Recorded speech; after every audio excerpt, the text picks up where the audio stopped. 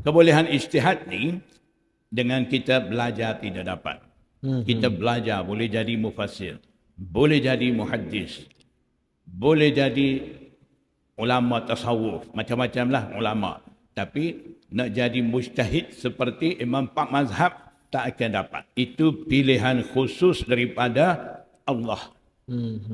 Imam Bukhari mujtahid juga seperti imam 4 mazhab. Imam Muslim pandai susun kitab Sahih Muslim, bukan mujtahid.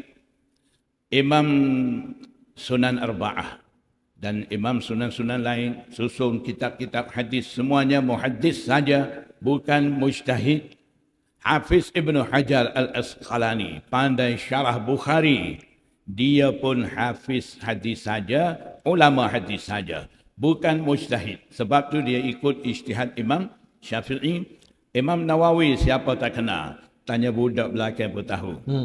Ulama masyhur di dalam mazhab Syafi'i. Dia pandai tafsir, ada kitab tafsir dia tapi tidak masyhur. Kitab hadis dia syarah Sahih Muslim masyhur. Ulama hebat. Dia pun tidak sampai peringkat mujtahid. Mujtahid mutlak tu lah. Ikut Imam Syafi'i.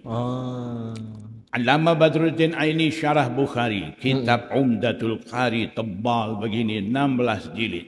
Dia pun ikut ijtihad Imam Abu Hanifah, tak pandai ijtihad. Pandai hadis, pandai tafsir. Kita sekarang pandai kau macam imam-imam tu.